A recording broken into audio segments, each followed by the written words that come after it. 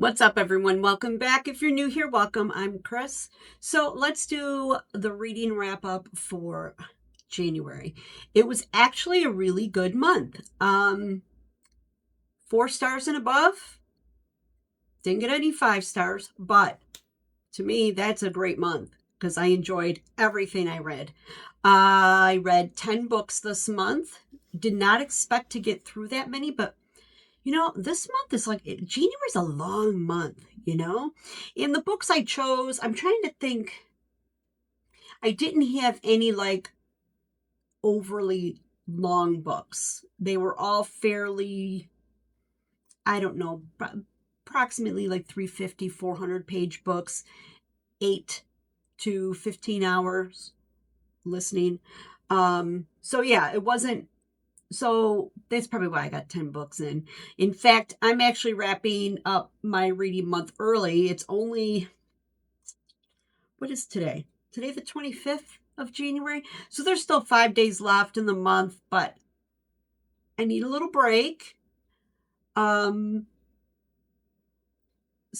I find it's good to kind of take a few days. When you're jumping from one book to the next, to the next, to the next, it gets kind of like, okay. In fact, I read a lot of new releases too this month. I read 3 new releases that were just released on the 20th. So, yeah, just want to step back a little bit for a few days. So I'm going to wrap it up now and get this video going.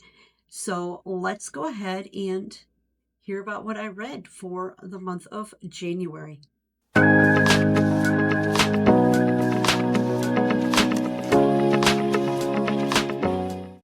All right, first book of the new year. What did I choose? Well, I didn't choose anything. This book chose me because this became available through Libby, like literally the 30th of December. So I was like, all right. Sometimes when the books come due, like when they become available, because you're on a wait list, right? Sometimes I'll say, I'll pause it or skip it and, let it go another round. But I don't always like to do that because sometimes it's weeks before a book comes back. So I thought, you know what? This should be a light book. I'm going to go ahead. I'm going to read the favorites. Oh, did I say that was the book? Anyway, this book is The Favorites by Lane. What did I write it down? Lane Fargo. Yeah, it was an okay book. Not horrible. I'd say like the first 25%, maybe 30% of the book, I was like, I think this is going to be at least a 4-star read. This is really good. I like the construction of the book. It was kind of like a documentary is being told, right? So you got this story that's being told. It's kind of like a multimedia type book. So it's the stories being told of Kat Shaw and Heath Rocha, this ice skating couple. And so at times, parts of the story, you're listening to it like in real time past, right? So you got Kat telling the story, whatever's going on in the characters, yada, yada. And then it'll go into the, the producer, talking to different people in their lives, like, oh, so, this and that, what happened there. And, so I like that. That was fun. The interviews. But overall, I was just like, I thought the book was a little long, a little drawn out, a little exaggerated too. Okay, let me back up. So we have Kat Shaw and Heath Rocha, and they are an ice dancing pair. They have been ice dancing with each other since they were children, like 10. And at some point, Heath actually kind of gets adopted by Kat's father. And because he's kind of like, he had no home, things like that. And Kat and Heath become very close. They love each other deeply. but yet they are still two different people. Heath is more very, I found, more of a fragile soul, softer, and Kat is, she's hardcore ice queen, pun intended. Um, so also what I liked about the story is when we're talking about the competitiveness in these type of sports, this does happen in, maybe not to this extreme, it does happen in real life. I mean, we saw it in real life with Tanya Harding and what was her name? Katarina Witt. Katarina Witt. We saw it happen. So it does exist. And kind of like that's what this story was like. So you've got Kat Shaw here. She's not rich. No, the ice skating world is it's a rich sport, right? Um Heath, neither one of these, they have to fight for everything to get anywhere in the ice world, the ice skating world. So as they're clawing and scratching their way to trying to get to the top, more so Kat than Heath. He's just along for the ride because he loves Kat. He loves her. And she loves him too, but she loves the ice more. And you know what? To be honest, I didn't like Kat. I didn't like her. Yeah, she wasn't. Yeah, I just didn't like her. Anyway, so as they're making their way through the years, through the grueling competitions, injuries, backstabbing, like I said, it got to be a little bit long.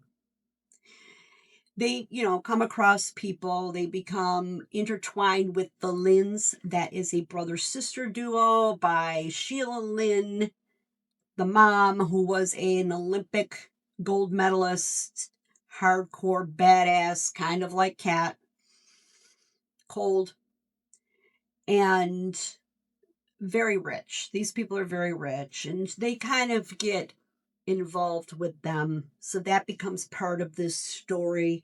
And this is where Kat and Heath kind of really start to come up in the ice world because now they're going to be coached by Sheila and things start to happen.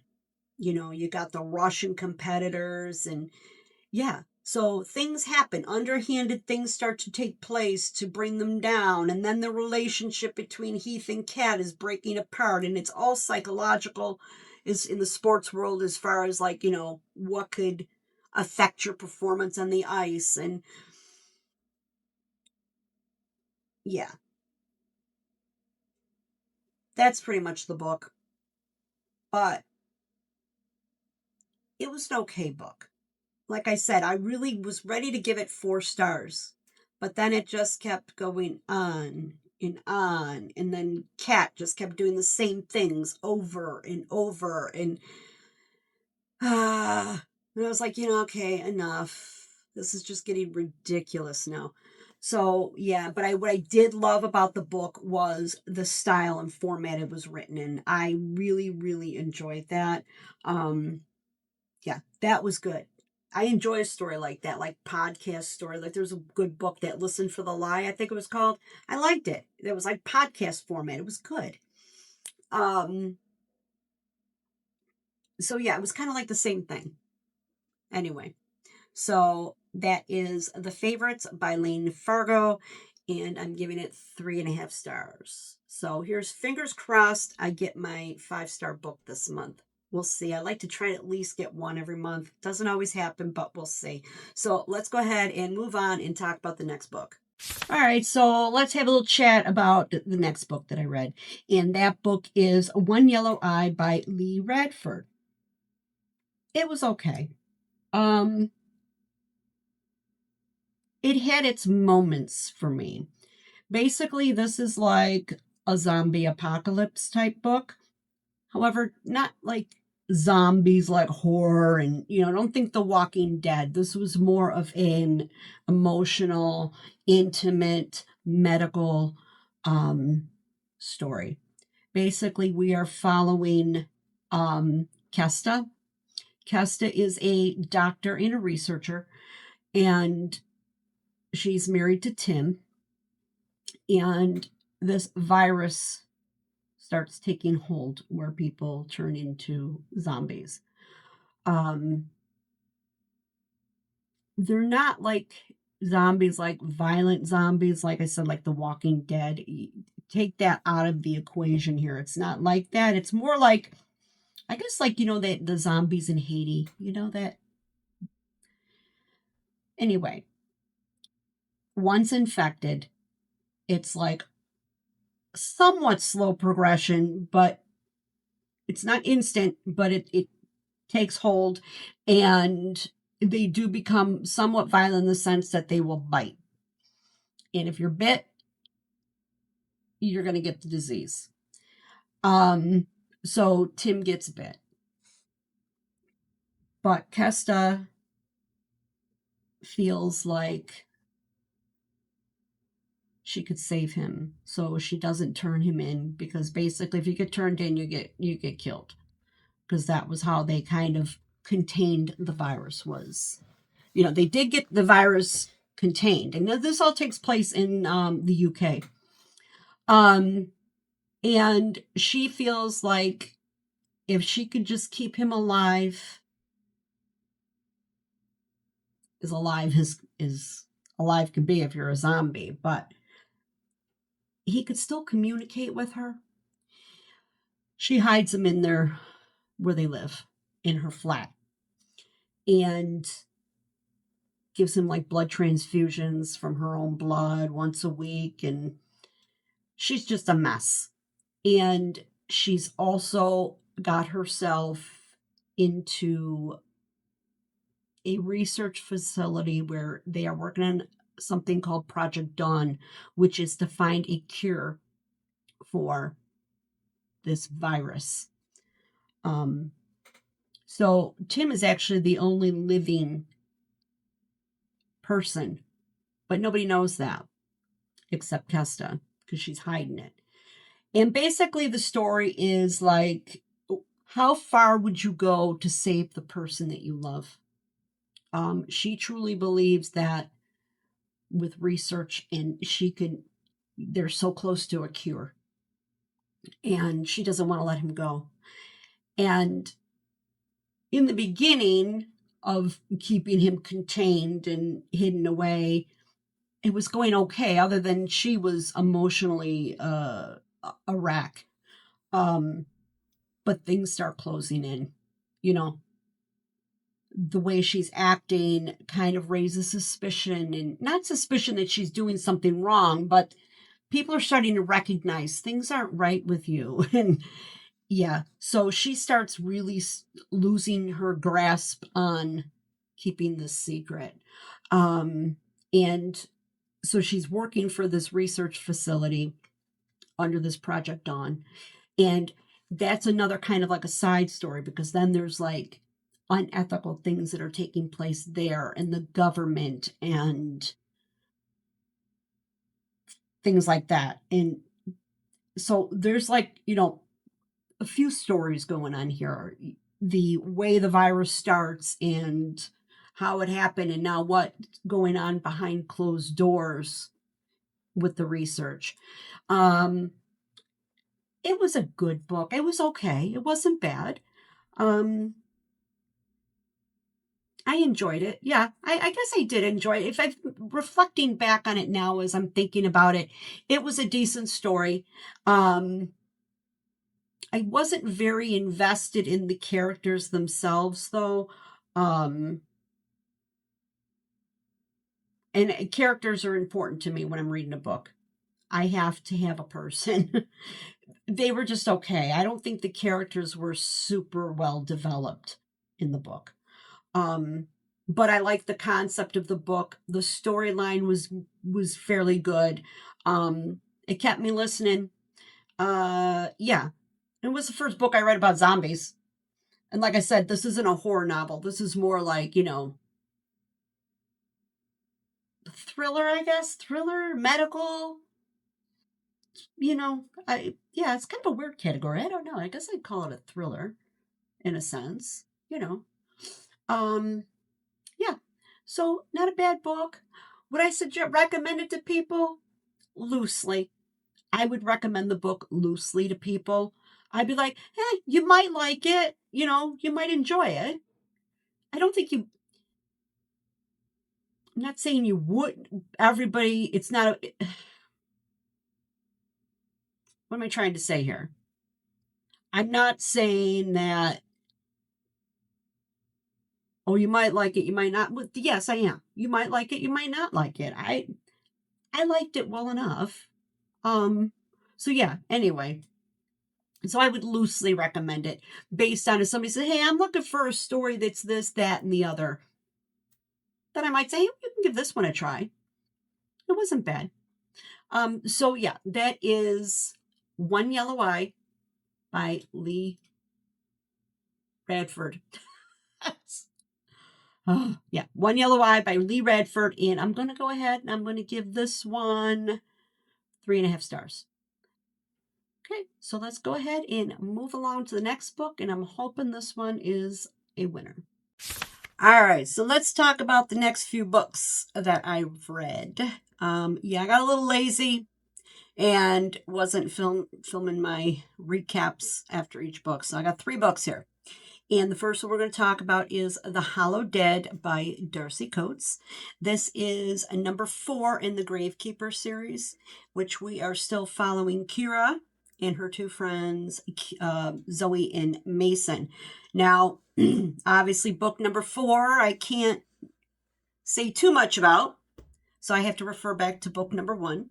Kira finds herself, kind of wakes up in a cemetery or next to a cemetery in a forest. She's kind of beat up and, it's raining, it's cold, it's dark. And all she knows is that somebody's chasing her, somebody's after her. And she's running through this graveyard and it opens up and she sees like an old church or a parsonage, and she goes and she bangs on the door and an elderly man opens, can I help you? And okay, so he takes her in and she's trying to explain to him what's going on, but then whoever was after her shows up at the door. He shoos them away. So the story carries on from there. He lets her stay in like it's like a cottage that's attached to the graveyard and parsonage church place. And she discovers that she can see dead people and communicate with them. So she makes friends with Zoe and Mason, and in their endeavors, she helps Ghost move on, to the next life. And usually it involves uncovering of what's keeping them there. But in the meantime, they are the whole mystery of, because she doesn't remember. She's lost a lot of her memories. So she doesn't really know who she is or why she's there and who's after her and why. So through the books, we are slowly peeling back memories and, who's after her. And in book 4, we really do find out nearly everything in this book. However, there is one more book, and that book is obviously going to be a tie-up book. I enjoyed this book. It's really opened up a lot. I enjoy these characters very much. I love Zoe. She's just quirky, whatever. Mason, he's a little wishy-washy, Mason, but I like the characters. Now, this book kind of reads a little YA to me. I'm really not a YA reader at all, but I am enjoying the series. And I'm enjoying Darcy Coates very much. I like her writing. She's fun. She's light. She's easy to read. She's a book you want to pick up when you've been reading a lot of heavier things, because It's just lighter and enjoyable and fun. This kind of gives me Scooby-Doo vibes and the Mystery Machine. You know, the sleuths and the ghosts, and yeah, we all remember Scooby-Doo, right? So that's kind of like the vibes I pick up from this a little bit. It's fun. It's a fun book series. And yeah, and overall I love the one character, and they write him, he's kind of like a little supporting actor, Harry. He's this goth kid and guy, whatever. They're in their very early 20s, these people. At least that's how they read to me. But he's a trip.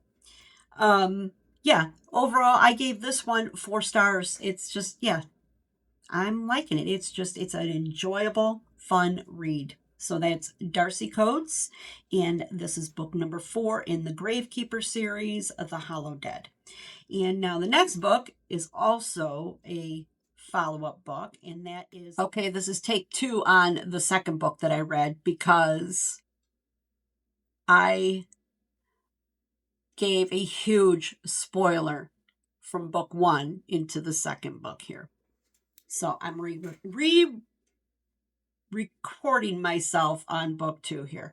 Book 2 is The Perfect Divorce by Geneva Rose, which is a sequel to The Perfect Marriage by Geneva Rose.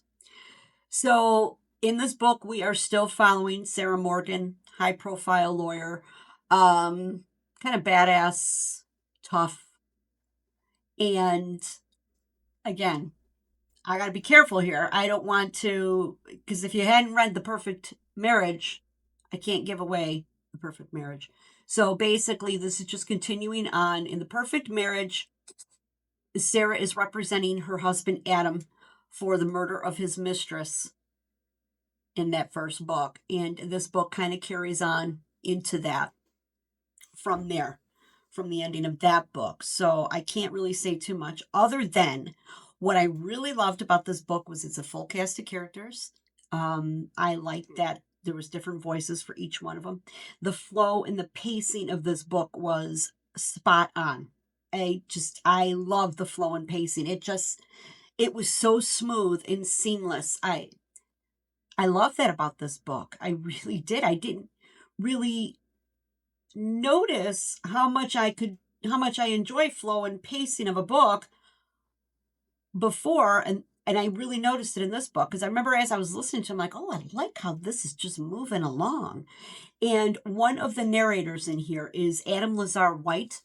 No, is it his name? I wrote it down. Yeah, Adam Lazar White. He also narrated, if you've ever listened to any of S.A. Cosby's books, King of Ashes, All Sinners Bleed, Razorblade Tears. This man's voice is, it's music to your ears. It's beautiful. This man was born to read to people or speak, period. His voice is spectacular. So that made the book very enjoyable. Anyway, I did enjoy this book very, very much. I thought it was a really good follow-up to A Perfect Marriage. Yeah, it was good.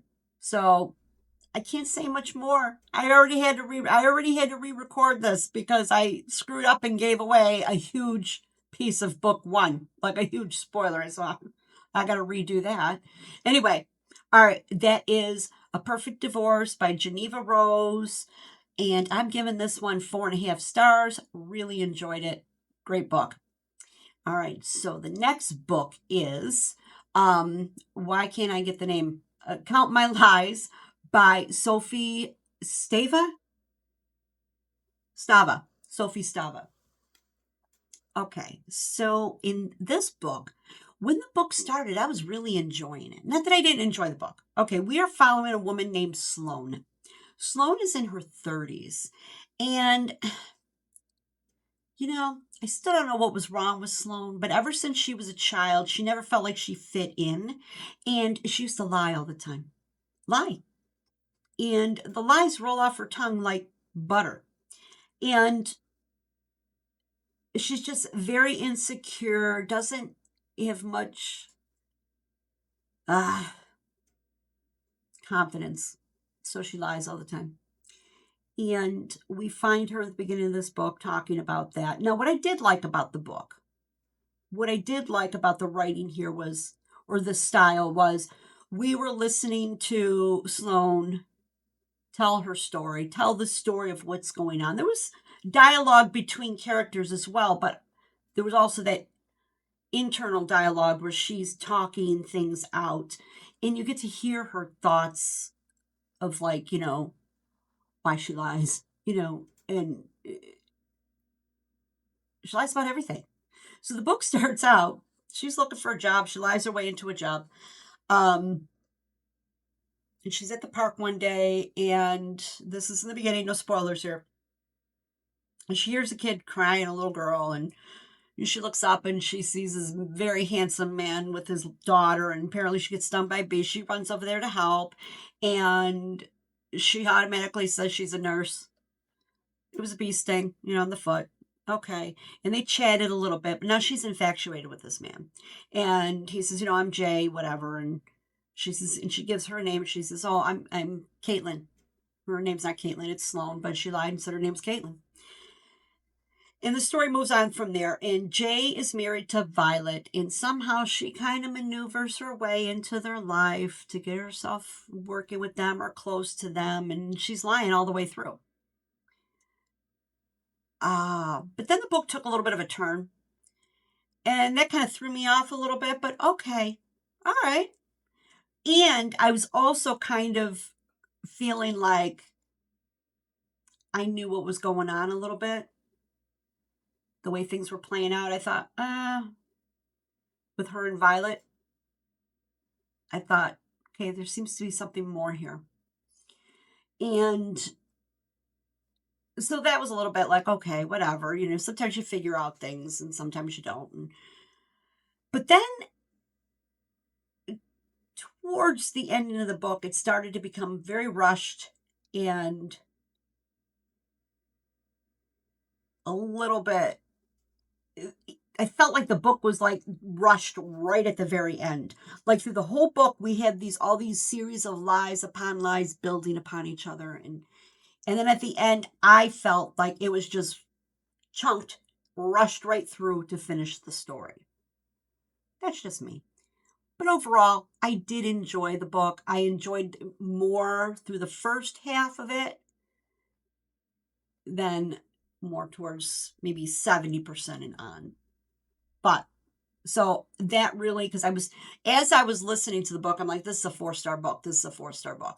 I ended up giving this book 3.75 stars. Yeah.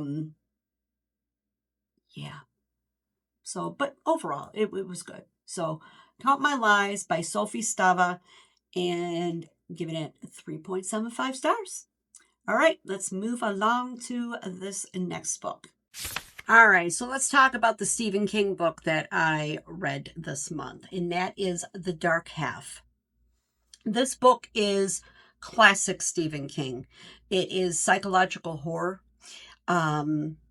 with just that weird way Stephen King kind of takes a story and it's like, where do you come up with these things?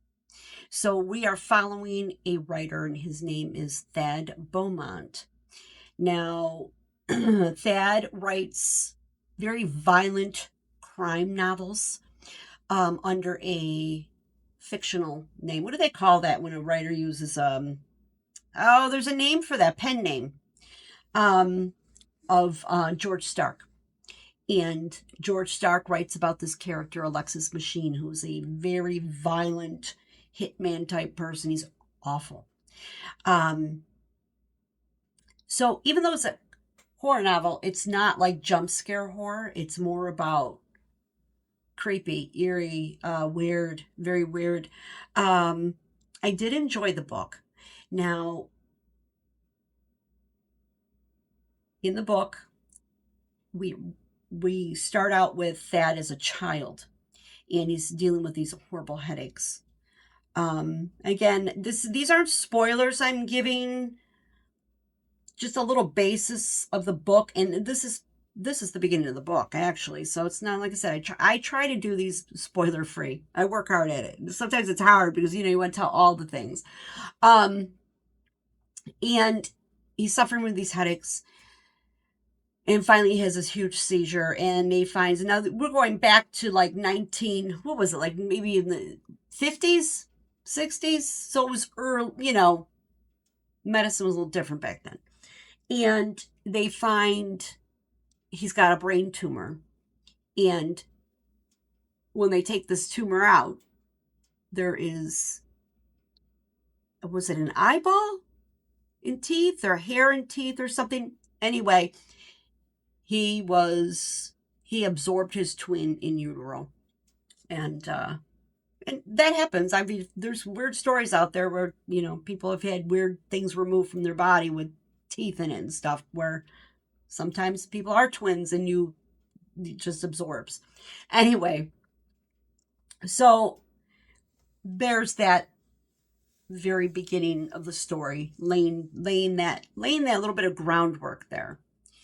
Now we come to Thad as an adult, wife, his child, and he decides to lay his pen name writer, George Stark, to rest, along with the character of Alexis Machine. And, it was a story that was done in a magazine, and they did a grave and, with George Stark on it. And basically, he's dead now and going to continue and write under his own name. However, different thematic in the stories that he's going to continue to write. Well, that's where everything starts to turn, because people start getting murdered, and the police think Thad Beaumont is the one who's done this, because they are finding, his fingerprints. So he's working closely with this one detective who kind of believes that Thad is not the killer. So now it just comes full circle, where who is the killer if it's not Thad? I don't know how much more I should say about this. Basically, the book's going to explore our dark halves, those things that we maybe think about and write about. Not we as like we do, but, and does it really stay buried even if you bury it? So Thad creates two characters, in the sense that he's created George Stark and he's created Alexis Machine through the books that George Stark wrote. So yeah, it gets interesting. It gets a little weird, but it gives you food for thought, as far as, Stephen King does that. He has a way of making you think a little bit more, or I don't always do that, but when he's writing, he's always putting moral questions out there, or psychological questions. And in this case, it's like, your dark half. Can you, if you want to read into it that deep? I usually don't go in that deep to my books, but with this one, I kind of did. This one just gave me kind of pause to think about it, like, what's really happening here? I know I'm not telling you much about the story because I don't want to give everything, away. It's weird. Classic King. Now, is it as polished and tight story like a lot of his other books? No, but it was worth reading. It kept me entertained. Yeah. I've given the book 4 stars. I didn't give it 5 stars because um again, there was some pacing issues. Like it got a little bit in the middle of the book, got a little slow with the plot. It was like it kind of like just it kind of stalled a little bit and kept just kind of like hanging in this one spot instead of progressing forwards. I found that a little bit slow. Um, he wasn't overly verbose in this book like he can be in many of his books. Like sometimes they just go on and on and on. It's like, okay, I get it. Um, but yeah, I enjoyed the book. I did give it 4 stars. Like I said, if you like classic King psychological horror with violent, graphic, um, and unusual, then you would probably like this book. I enjoyed it. It was a good book, not his best work by any means, but it was an enjoyable read. So, yeah, that is The Dark Half by Stephen King. And truth be told, I actually read this book a few weeks ago and I forgot to do my wrap up on this particular video. So that's why I'm struggling kind of talking about it a little bit. I could tell more, but I'm thinking I don't know if I want to tell more about it. And yeah, so I'm just going to leave it at that. It was odd. It's about a writer, his pen name writer, and the character he writes. He lays it to rest, but do the characters we create or our dark half ever, can they really truly be buried? So yeah, check it out if you're into that type of strange psychological horror and Stephen King's writing and the way he kind of pulls you into a story with atmosphere and making you think about other things outside the story he's writing. Like he makes you give pause for thought of like, oh, is he talking about, on a different level if you want to go deep? I guess I went a little deep on this one. So anyway, sorry, but like I said, I did read it a couple weeks ago and I've forgotten and I forgot to record this video. So I'm doing it now. And yeah, it is what it is, guys. All right, let's move on. All right, so now this next segment here is going to be 4 books because again, I got lazy. I was reading back to back pretty much. So I kept saying, okay, well, I'll finish this book and then I'll do a quick video review. And, because that's how I do my videos. I usually read a book, I come on here and I talk about the book while it's fresh in my memory. So we might be in for a little wild ride towards the end of this video because you have 4 books. I'm looking down because I took notes to refresh. Not that I don't remember them. I remember them, but to speak on them, I have to sit here, I got to go back to my memory and put my thoughts together, things like that. I'm not a fast talker as far as like getting my thoughts out quickly. Never have been. But anyway, and it's only gotten worse since I've gotten older. And this chair is so damn, it's like uncomfortable. It's like I keep sliding down in it. Anyway, let's get on to these books that I read.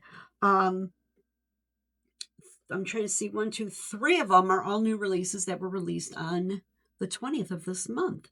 So I was really excited because I pre-ordered these books. So when Audible sent me my books on that day and the notification that they were there, I was like, woo, new books. And they happen to be from 3 authors that I enjoy very much, which is why I pre-ordered them. Normally I wouldn't do that. But these are 3 authors that I follow, and one of them I've read every book she's written. So I wanted to keep up on that. And the other one, I've read quite a few of his books, and I like this author very much. So anyway, let me go ahead and get started. The first one is My Husband's Wife by Alice Feeney. I love Alice Feeney. She is just I like the twists that she throws in. So this book is about Eden Fox. So Eden goes out for a run one day, and the only thing I didn't like about the audio on this book that just made me think about it as I'm recalling back to listening to it, there was a few times, especially in the very beginning of the book, like the book starts out like this. She goes out for this run and she's talking to herself as she's running, and you could hear the of her feet, and then she's getting breathing heavy, and you could hear like the sounds in the background. And I don't like that in audiobooks. I don't need all that sensory stuff added to, like doors opening, and I don't need that. I just need to listen to the book. I like to create my own atmosphere, and just like it's like reading a book. When you read a book, you create your own pictures in your head and in your mind. So I didn't care for that, and I was a little nervous, and I thought, "Oh my god, I hope this isn't the whole book." And it wasn't. It kind of died out after that. I was like, "Thank God." But there were a few other times in the book that it did make a reappearance. So just to give you a heads up on that, if you're going to do the audio, be a little prepared for that if you don't like it.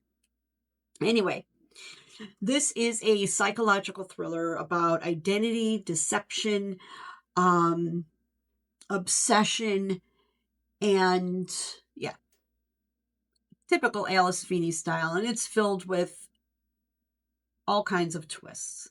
Now,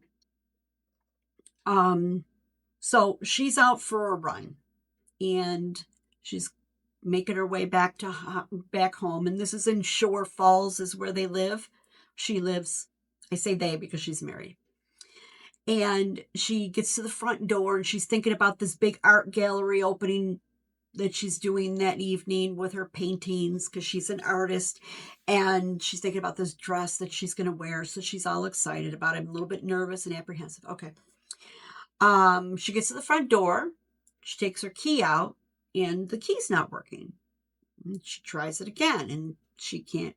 It's not opening the door. And so she decides to, knock on the door, like, "Hey, let me in." When the door opens, there's this woman standing there and kind of, taken aback, like, "Who are you?" So that's where we start to things unfold. Like, what's happening here? Because the woman standing in the doorway says she's Eden Fox, and she's standing in the dress that Eden's going to be wearing to this gallery opening. So, yeah, she doesn't know what's going on. Like, who's this woman? Why doesn't my key work? And then the husband comes to the door, and he acts like he doesn't know her as well. Like, "I don't know who you are." So there's that piece of the story. Then there's another piece. It's kind of like a dual narration here. Then it flips over to Bertie, who is another mysterious person telling her own story, and she lives in London. And she was the owner of the house that Eden lived in 6 months prior. So you've got these dual stories going on, and things kind of start to come together as the story builds, and the mystery, and who's this other woman, and there's a lot involved. I have to say, this wasn't my favorite Alice Feeney book, but I still enjoyed it. It was good. I think for me, the reason it was I gave it 4 stars. And the reason I did 4 stars was because there was a lot to wrap your head around in this book. You had to, following these two women, Eden Fox, who's this mysteriously other woman, is replaced her life, and she doesn't know what is going on. Am I crazy? What's happening here? And then you got this story of Bertie. So things that happened earlier all come to play and wrap up in these multiple twists in the story. So for me, that was a little bit, uh, yeah, it just kind of like a mind bend a little bit. Like you really had to like, whoa, what's going on here? And trying to piece it all together, thinking back to what you learned in the earlier part of the story. So that's why for me, this was a 4-star read. Um, Great book though. I did thoroughly enjoy it. But again, wasn't my favorite Alice Feeney book, but one that I will gladly put on my shelf. So anyway, that's Alice Feeney. Oh, not Alice Feeney. The book is My Husband's Wife by Alice Feeney, and I've given that book 4 stars. And the book that I read after that was Dead in the Water by John Mars. Now, John Mars, I really like him as a writer. I guess maybe some people will compare him to like a Riley Sager type writer. However, I'm not a fan of Riley Sager books. I've read a few, and the only one left that was good. Um, I don't know. Anyway, but we're not talking about Riley Sager. I'm just saying this kind of John Mars is kind of like the same type of writer. Psychological thrillers. Um, anyway, this book, Dead in the Water, we are following Damon. Damon is 28 years old, works in a supermarket, and yada yada. He's just, he's recently divorced from his wife, so he's a little lost. But anyway, early on, right beginning of the book, it starts out. This book didn't waste any time getting to the story. I'm going to say that this happens like within the first chapter of the book. Well, I don't know if it was the first chapter, the first 15 minutes. He drowns, and his ex-wife saves him. And when he wakes up, he's asking about where's the little boy. So because basically when she pulled him out of the water, he was dead, and she resuscitated him back to life. So from there, he becomes obsessed with finding out who this little boy is, what happened, and why did he see him. And he starts hallucinating, maybe not, seeing this little boy. So he's determined to find out what is this all about. And he finds that the only way he can do this is to die again. So he feels like, he's obsessed with, finding somebody to help him die and bring him back so that he can get more of the story. Kind of Flatliners vibes there. I have to say it. If you've seen the movie Flatliners, yeah, kind of gave me that vibe. So each time he comes back, he's a little bit even more distraught and kind of crazy and obsessed.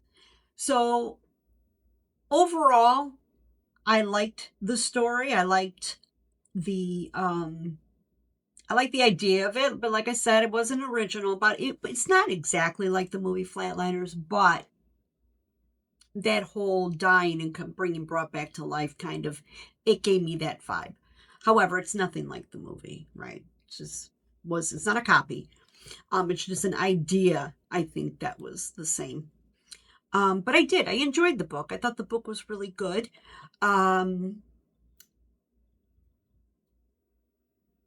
Medium pace book, not very fast, but yeah, overall good book. A lot of things happen. However, I kind of felt I knew right away the twist in this book. And it turned I was right. Not that that's a bad thing, but sometimes you like to be taken by surprise. Like the Alice Feeney book that I read, I had no clue. I was like, no clue how this is going to pan out. This one, I kind of knew a little before the midway point of the book. I thought, I think I know what's going on here. But overall, still a great book. I enjoyed John Mars very much. check him out as an author. He's got some great books out there. There's one I'm trying to think of off the top of my head. Oh my God, I know, I could think of the story. The girl who's got her mother chained in the attic. I can't remember. I'm going to put the name of the book on the screen for you because that one's by far my favorite. Anyway, this book, Dead in the Water by John Mars, and I gave that one 4 stars. The next book that I picked up, Box Full of Darkness by Simone St. James. Oh, this was a really good book. Really good. The only caveat here I have is, and I don't know if it was me, I sat on it for a while, like just trying to like the ending. Like there's something to me that was left unresolved and open. Like I'm like, what? Yeah, I'm not going to tell you, but in fact, I was discussing it with Steph and Martha. I said, you guys got to hurry up and read this book. I said, because I need to talk to somebody about it and maybe see if I missed something here while I was listening to it. I don't think I did, but there was a major piece. I'm like, what? Where'd that go? So anyway, aside from that, let me tell you what the book's about. So this book is about 3 siblings. We've got Violet, Vale, and Dodie. And it takes place in Fell, New York. Now, Fell, New York is the same location that the Sundown Motel was written in. Same story. This is like this is a supernatural horror novel, but it's a slow pace, slow burn horror. It's not like a jump scare horror book, and it's not that frightening, but it's creepy and horror. Yeah, there's horror here. Supernatural horror. So the 3 siblings are kind of called back to their childhood home that they fled as soon as they could because it was a bad childhood. Parents are now deceased and they've been keeping up like the upkeep of the house without going there, but they've been called back home for a reason.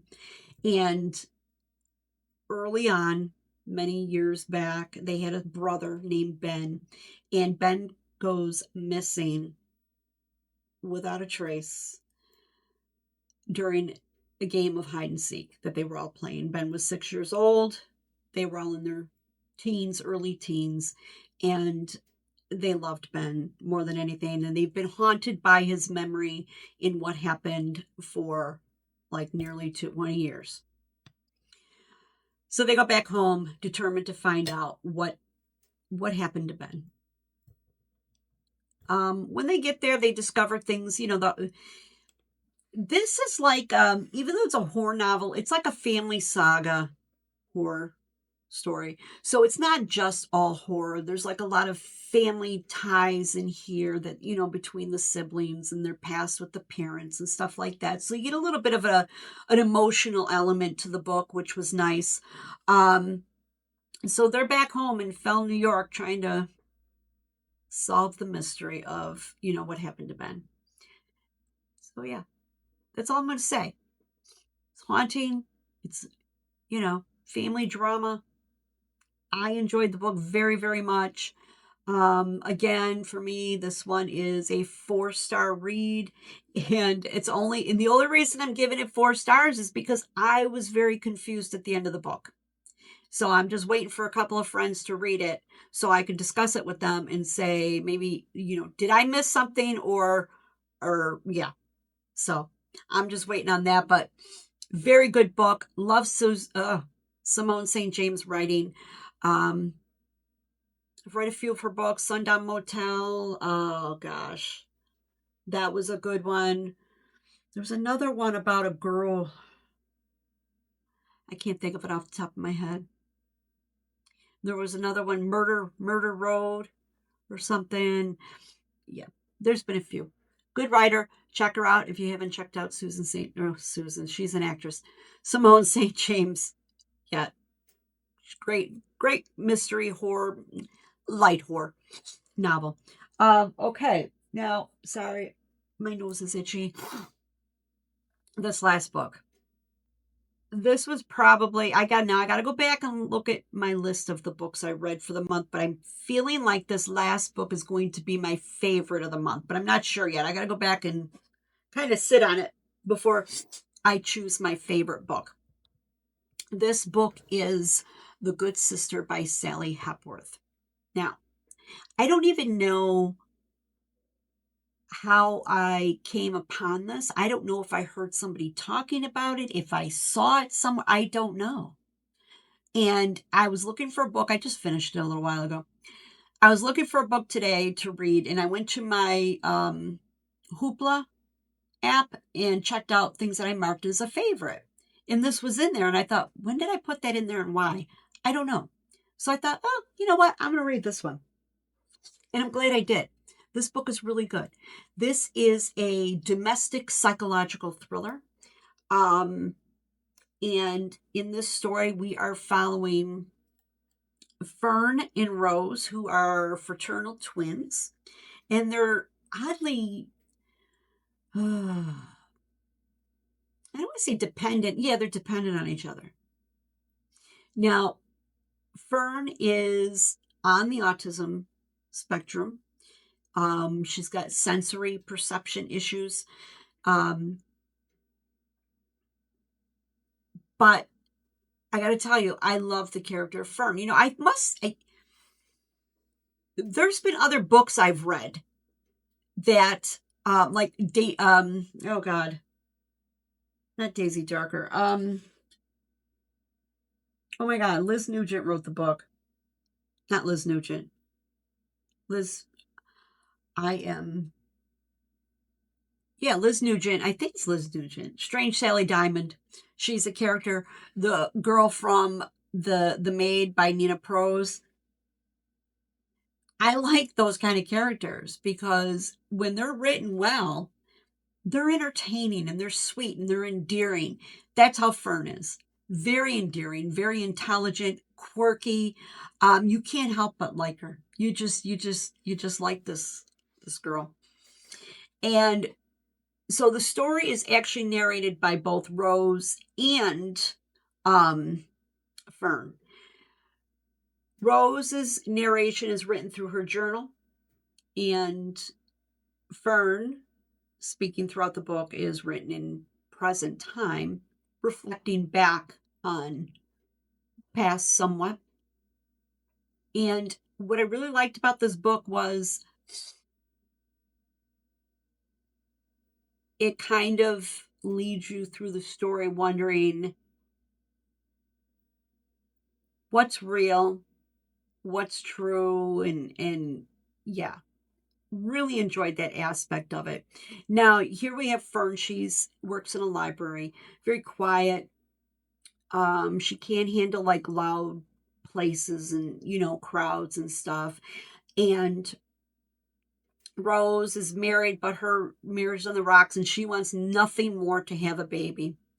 And because Fern is so literal and kind, she decides she's going to try to get pregnant and have a baby for her sister. And in comes Wally, which is what Fern calls him, and a little romance and blooms with them, and it was endearing. It was nice. Um, it made the story cheerful, even though there was sinister, not sinister, but uh, malicious things in the backstory. So yeah, it was just yeah, just I like this character very very much, and I like the character of Wally. And if you read the book, you'll know why I'm calling him Wally. And so she decides she's going to have a baby for her sister. And not that that's the whole story. Well, it is, but it isn't. The whole story is Fern needing to be her own person and trust herself that she can take care of herself and live without her sister to watch over her and protect her. But I just brought the baby thing up because it's just part of like how she would do anything for her sister. And that's it's a lot of the story here, but there is mystery, there's tension. Um yeah, that's all I'm going to say. I really, really enjoyed this book very, very much. Um, did I write anything? What did I write anything down here? No, I didn't because I just read it, so I really didn't take much notes on it. In fact, I didn't even refer to these notes talking, looking at the other books, but whatever. Anyway, that is The Good Sister by Sally Hepworth. I gave that 4.5 stars. I thought it was a very, very good book. And I might check and see what else she's got in her list of books that she's written and check her out again. Anyway, so that's my wrap up for the month of January. Like I said, at this point, I'm feeling like The Good Sister might be my favorite of the month. Not sure yet. I got to go back and look, kind of like think about all the books and the feels that they gave me as I read them before I decide that. But I think it's going to be The Good Sister by Sally Hepworth. Anyway, that's all I got. And I hope you all had a good reading month. Let me know in the comments below what's high on your list and what your standouts were that you've read this month. And until next month, I'm going to say bye and thank you so much for watching. I appreciate you and I appreciate all the time you take out of your day and your lives and your busy schedule to watch a video I've uploaded. It means the world to me. Please comment, like, and subscribe. Helps my channel grow, and you all have a great day, great night, great week, weekend, whenever you happen to be watching. And we will chat about books again real soon. Bye-bye.